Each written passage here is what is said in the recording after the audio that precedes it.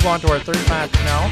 And we have Brian Askin, 36 years old, from Regina, Saskatchewan, against 28-year-old Erik Kjos from Wetaskiwin. Once again, third match in a row where we have a bit of a rookie versus a veteran. Brian not playing very long on the WCB Tour, and not maybe as used to the cash tournament situation as Erik. Erik, even though younger in age, has been playing the circuit, has some experience, has thrown some perfect games. He threw a perfect game to win $10,000, I think, in this bowling alley 2 years ago. Pretty close to these set of lanes. So again, experience versus youth. It'll be interesting to see.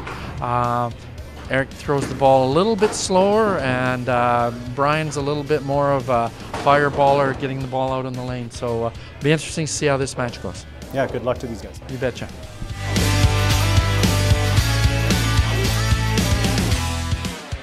What do you prefer to do? Do you prefer to throw the first frame so you're throwing last in the 10th frame, or do you prefer to throw second and get it done earlier? I would probably, myself, I would prefer to go first because I like to finish. I want that moment where it's all on me, everybody's done bowling. That's the way I would like to go. So Erik chose to go first, which means he would also get the last frame. Because Erik throws one frame, everybody else will, then you start bowling 2 frames at a time. 2, 2, 2, 2. So the opportunity to lead in a frame, every second one. I mean, that can change over the course of a day, depending on how you're feeling and how you're playing. But usually, I would want to go first so I can finish. And it'll also make, if you know the bowlers, it might. Yeah, that could come into play too. Against too. If I know a guy like loves going first, then I'll go first just so I can get a little mind games going on. Okay, 15 for Erik. 15 for Erik. Erik was actually on the championship last year. So this is his second time. He's definitely looking for a little redemption on that. Didn't have a great start last year against Matthew Harms. Now here goes Brian Askin. He's going to throw 2 frames. Needs spare or strike to win the first frame. Just wiggles the head pin. Yeah, looked a little bit tentative almost. Yeah, I was watching him warm up, and again, just like Jesse, he's a taller man, and gets the ball out on the lane. Has to be aggressive. He's got to get the ball out to give it its direction.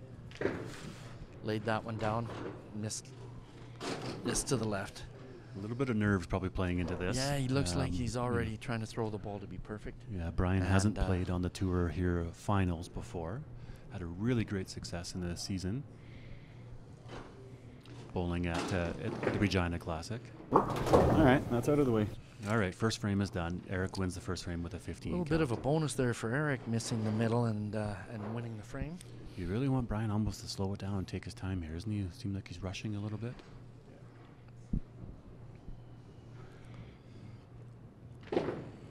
There, that's better. Better ball, though. Better ball. There you go, Brian.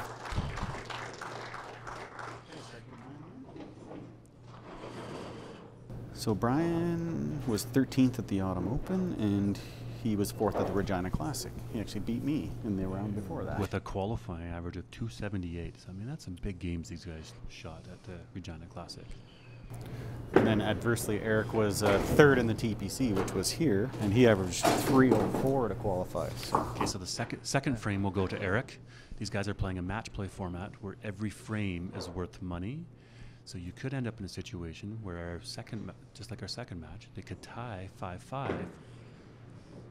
Sometimes, and then it comes down to the final score that matters.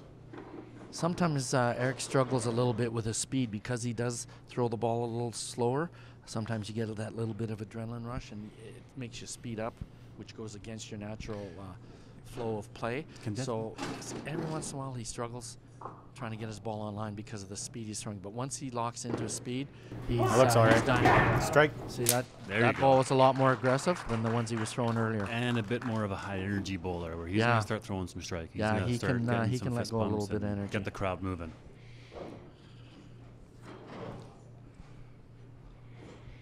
So last year, Erik lost 6-4 in the quarterfinals. So he just played one match. That looks like they're that was a much better nice ball. Slider from Got Brian. a slider going away, but so ball carry was over in the third. Ball was out on the lane. He was aggressive. Yeah, he knows that one too. That got away a little bit. Yeah. A little greasy on the decks there. Yeah. That's why I sometimes feel you don't have to throw the ball perfect. Yeah. Throw the ball with a little bit of aggression and trust and let the ball work. Yeah, you don't have to be right so accurate on that mark. Yep. Oh, a little hit himself there. Yeah. Yeah, it looked good. Unless you just had a little extra, little adrenaline extra in that one, maybe. Ball might have had a little bit of flip action to it. When you flip a ball, it takes the rotation off your fingers, and the ball has a tendency to become a little more dead. This is a tough spare now because he thought he had a strike. There's that chop off spare. Yeah. Well done. Yeah, well done. On the That's inside always of the tough. chop off on the left side. Well done. Yeah. You think you got something different, and you got to go up and. That's where taking your time is key. So the third frame was a carryover. Fourth frame now, Erik will need a strike in order to win the 2 frames. Take a 3-1 lead.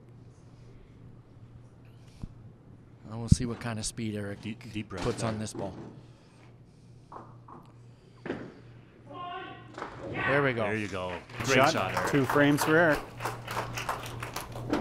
I know Erik definitely is looking to improve on last year. He was nervous and whatnot, so looks a little more comfortable. You know, Erik is one of those guys that can throw some monster games. He gets on a roll, like you said earlier. That's what I say. Once he finds his speed and can control we that talk about a block. He had a 385, a 397, and a 410, all 3 together. I mean, that's almost unheard of. That's a huge set of 3. I think Joel Mampshire felt the wrath of that one in Regina. Yeah. Nice little backup ball. Comes across a little bit. Yeah. I wasn't sure if it was going to hold the line. Small miss, okay. Yep. But he did win the 4th and the 3rd frame, so he's a 3-1 lead. Yeah, he's up 3-1. Got some good pinfall. Still pretty close. Sure neat to see the personality in a lot of these bowlers that make their own shirts. You know, Nice shot. Nice shot. They Spare can, for Erik? they can get creative. You know, make any sort of design they want in their shirts. As you can see, Erik's gotten creative in his, so it's neat to see these bowlers. You can kind of see their personality with the shirts. You'll see them throughout the episodes. Everybody's got a little bit of a different, whether it's just a solid shirt like Brian with his name on the back, or it's got some personality.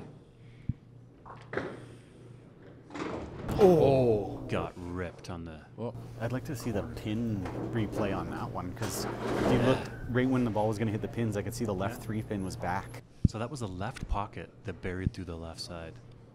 3 pin was back, so it blew by. so it changes the deflection when the pins aren't aligned quite perfect. Changes Brian the needs a deflection of spare. the Well ball. done. Yeah, way to Spare. take Well dead done. aim on that spare, Brian. That's a big spare. So that's a carryover in 5. And again, that's a tough spare to throw. You throw the ball pretty well perfect. Just a 1 frame carryover. You throw the ball pretty well perfect there, and you're expecting a strike, and then it's like, That would have been one that you'd almost want to Right. walk out instead of the first one. Yeah. Right? And again, it's tough when you're expecting a result, and then you have to go up to the spare. That looks good. There you go. There he goes. Good shot. See, perseverance pays off. Just keep right? hitting. These guys know they're in a match. They know what's happening here. Okay, so Erik needs a strike for 2 to carry it over. Yeah.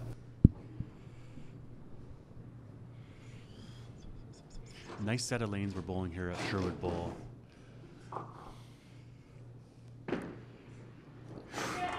There's a big strike again, Erik.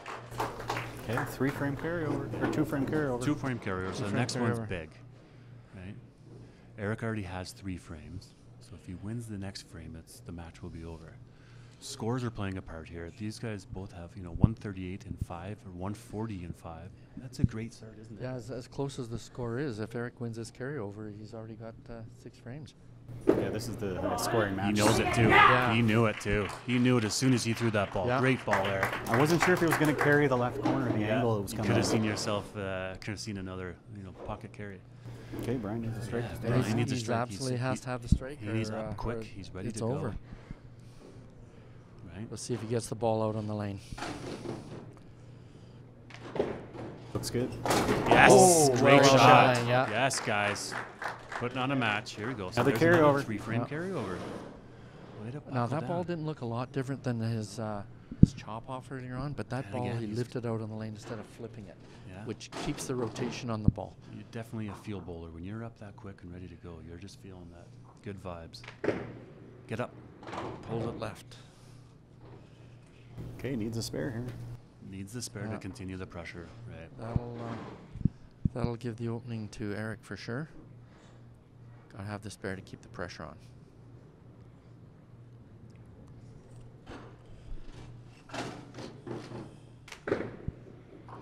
Oh, way to cover. Way to cover. That's when it's going away. Is it going to carry the two pin? So yeah, that would have been a slider all the way across the wind head. Okay, Erik can throw the strike here and take the match. Yeah. 203 in the 7th. Good score going, working on a good game. But we could see some noise Erik coming here. throws the strike here, and he wins 4 frames. Yeah.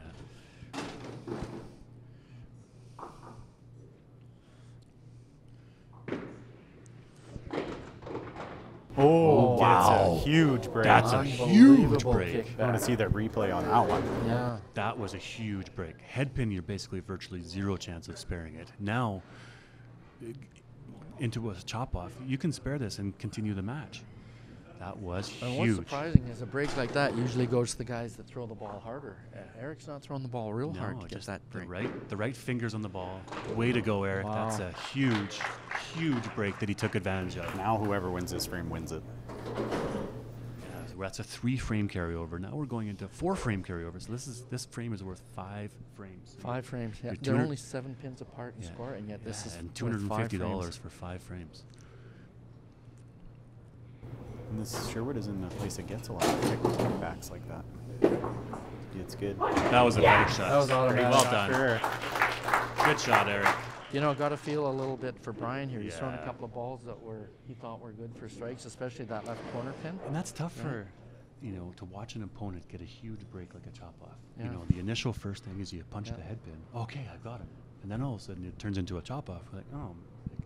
Certainly changes. Let's see how he bounces back. It's the right side. Oh, great shot. Another carryover. Another great shot. These guys are having a wonderful match. Right down to the wire here. So, but wasting no time, Brian, to get up and get going again. That is confidence. 233 to 240 for Erik going into the 10th frame. Another good one. Oh, great shot. See, that's the field bowler. Even if he strikes out, Erik can strike out and still win the match. Right. It's not over at all. This is going to be a... Yeah, wouldn't that be something? Yeah.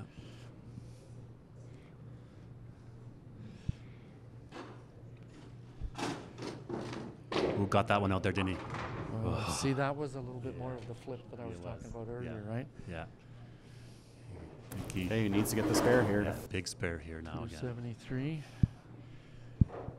What a great game. You're going to finish off. Potential 303. And getting the spare is big because if he gets the spare, Erik will have to at least get 30. Match him. And he's got it. Great game to start, Brian. Great game by Brian. 303. 303. 303. The frames are still up in the air. That's amazing. 303, and he's so only won a one 30 frame count, or does he need? Is it a 30 count, or does he need to get a strike? He just needs a 30 count. Then they split all those frames. And because Erik's ahead right now, he'll win. Wow.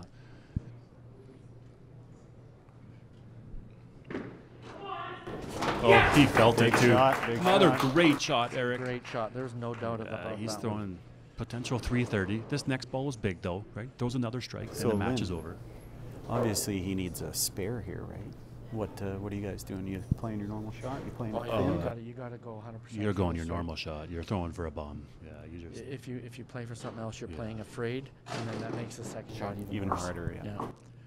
He's throwing a good ball all game. That right side. And he got it. Wow. Well done, Erik. Wow, there's the match. Big shot by Erik. Huge carryover. Fantastic match to see here. Even though Erik had all that adrenaline going, he was solid at the line. His balance was good. His arm was able to finish his shot. And you notice he was throwing the ball a little bit harder than what he was at the beginning of the game, right? Yeah. Like you say, once he finds his speed, he's very tough. He does. Good little backup. Great ball, Erik. Way to win. Unreal game, guys. 330 to 303 and 9 frames to 1. Wow, that's like what happened years ago with Mike Herbert at a 308 and lost. 308 and lost, yeah. Yeah, what a great match that is. That's huge for those guys. Got a feel for Brian, shooting a 300 and only winning 1 frame. So moving on, Erik Kjos will move on to face Greg DeGrazia coming up a little bit later. Great match, guys. Great match, guys. Okay, that concludes our match number 3. We had Erik Kjos shooting a 330 with 9 frames, and Brian Askin shot a 303 with 1 frame. How was that match? That was an unbelievable match. I feel real bad for Brian coming out of that with only 1 frame.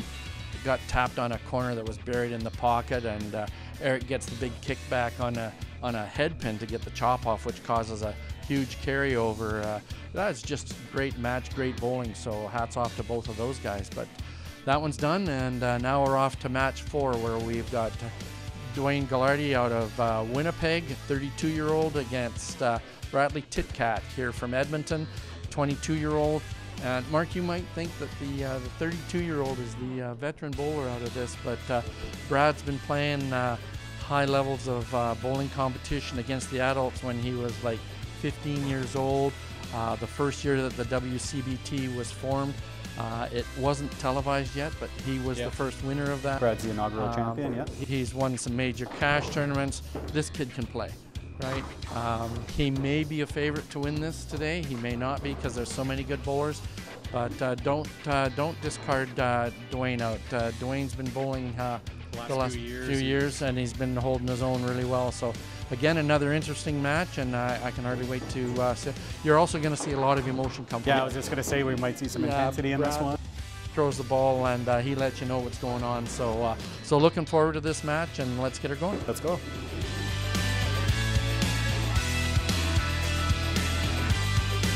Okay, let's take a few moments to acknowledge our sponsors, and thanks for all your support over the year.